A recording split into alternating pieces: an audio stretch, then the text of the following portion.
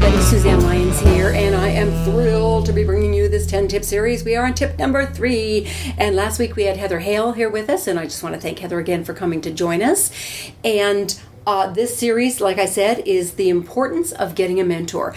And I'd like to stress again that I don't think it's just a good idea. I think it's a great idea. In fact, I think it's something that we really should do. And I don't like to use the word should, but I think we should do it. I think we need to do it. I think we all need that guidance from somebody who's been there, done that. We don't need to reinvent the wheel. We've had people out doing the entertainment industry for 120 years now. So the fact that you're here really tells me that it's something you're interested in.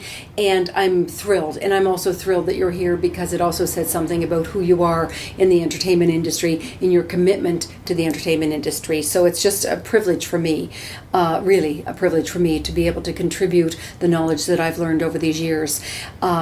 And be able to bring that to you guys, okay? First and foremost for me, just so you know, is I have a company called Snowfall Films. I've produced 9 films in the past 9 years. Very, very proud of those films. I've won a gamut of awards, which I am thrilled about.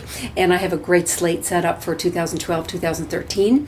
And also I had a company for many years called Flash Forward Institute, and I've been so busy shooting the last few years I haven't had a chance to teach many classes. And now one of the producers of those early classes, April McKay, is convinced me to come back and do it again. So we've got 4 workshops set up for the fall. And so for the information on any of those, it's flashforwardhollywood.com if you want to check that out. So teaching, of course, as you can tell, is one of my joys and one of my passions. So I am going to be teaching some workshops this fall, and I'm absolutely thrilled to be doing so. The other thing I do is some other social media, one of which is a newsletter. And to be able to get my monthly newsletter, which is coming out next week, by the way, just go on my website to the newsletter section, which is SuzanneLyons.net, SuzanneLyons.net.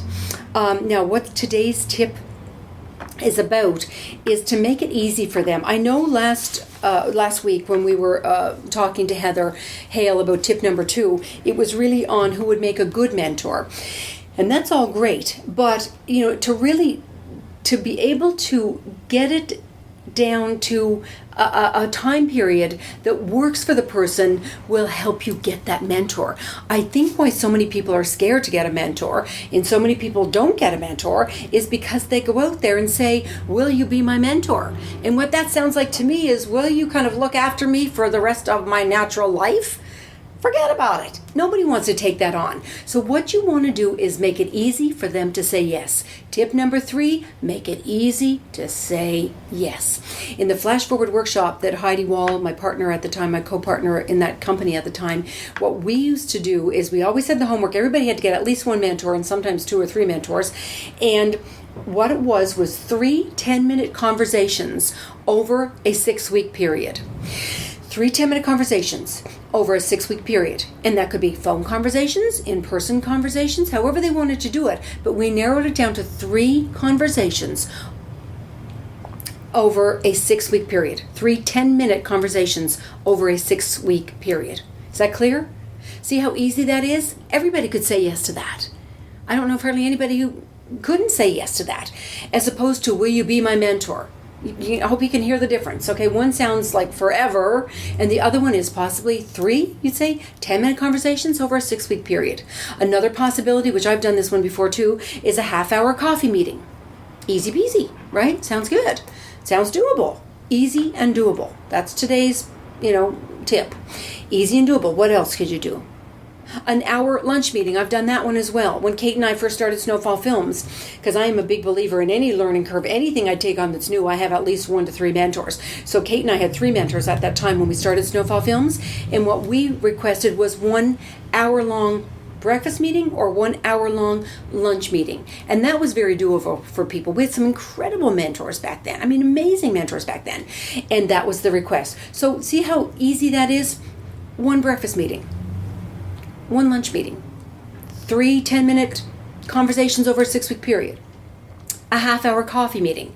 Now, is it going to go beyond that, guys? Probably. The half-hour coffee meeting that I had one time with one of my mentors ended up being an hour and a half. But that was because he then initiated more questions and wanted to chat more. With me, he was asking me questions. Even though I had my 10 questions ready for him, we got into a great conversation, great relationship, knew each other. It was phenomenal. Got to know each other. It was a wonderful relationship in that hour and a half. But he's the one who then requested more time. But I had just requested the half hour. So will it go beyond whatever you're requesting? Probably. But please start with what's doable and easy.